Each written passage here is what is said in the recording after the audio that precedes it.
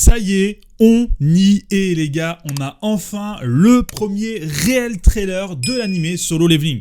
Alors oui, pour ceux qui ne sont pas au courant, l'animé était prévu pour 2023, sauf qu'il a été repoussé à 2024. Mais attention, on a déjà la date puisque il sera diffusé en janvier 2024. Donc honnêtement les gars, on a 9 mois à tenir d'ici là, donc ça va. Voilà, on n'est pas sur une fin d'année 2024, j'ai envie de te dire, donc il n'y a pas mort d'homme pour moi. De toute manière, je pense que si c'était prévu en 2023, à la base, je pense que c'était prévu pour peut-être milieu, voire fin d'année. Donc avoir ça directement en janvier 2024, je trouve ça plutôt tranquille. Et honnêtement, s'ils ont repoussé ça, c'est qu'à mon avis, ils sont en train de peaufiner certaines choses. Donc je préfère avoir un animé complet, bien réalisé et en profiter un maximum qu'un truc sorti, on va dire, entre guillemets, à la va-vite avec certains défauts. Bref, on commence donc avec ce premier visuel officiel. Non, je crois que c'est le deuxième visuel officiel, mais c'est un nouveau qui vient de sortir. Alors voilà, Genou posé comme ça avec du sang partout. Alors j'aime beaucoup les couleurs qui sont utilisées, notamment côté sang. Voilà, j'aime bien ce que propose cette affiche.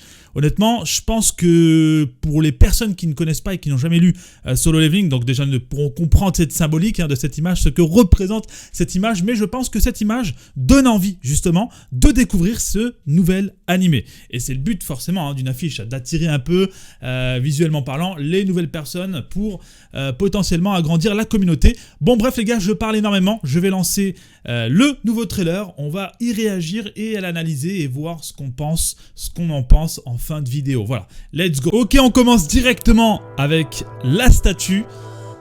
Ok, donc là on a à peu près les couleurs.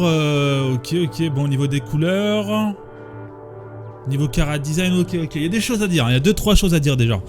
Oh,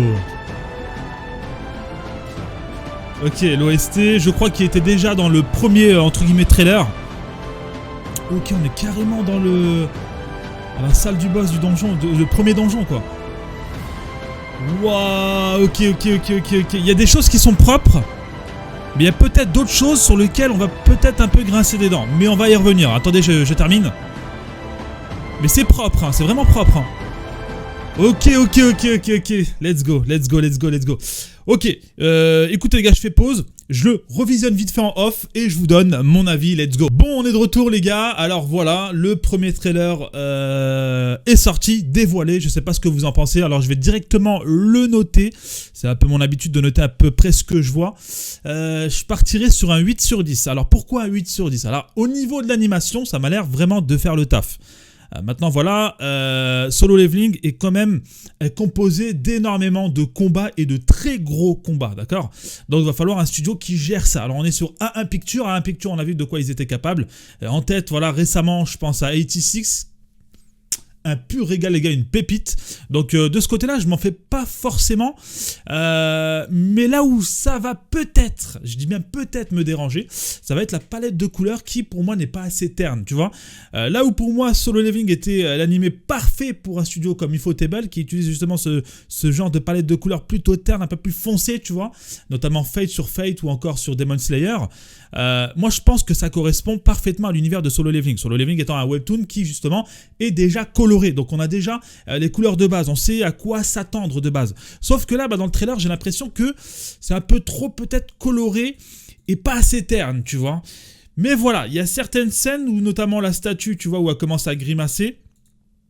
Voilà, je vous mets ça, voilà. Sur cette image-là, je me dis non, en fait, ça va le faire. Donc c'est pour ça qu'il faudra voir, peut-être que sur certaines scènes ce sera peut-être plus accentué, peut-être sur d'autres pas du tout, je sais pas, hein. Peut-être que je raconte des conneries, hein. Mais c'est le seul truc sur lequel je peux chipoter, là honnêtement. Donc maintenant j'attends d'en voir un peu plus. On n'est pas sur le plus gros des studios, honnêtement. Mais voilà, je pense que ça va faire le taf. Je pense que ça va faire clairement le taf.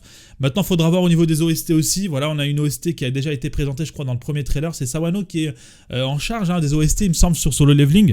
Donc de ce côté-là, il ne faut pas s'en faire. D'ailleurs, si vous faites un peu attention, je pense même directement à la première écoute, ça fait directement penser à du Shingeki no Kyojin.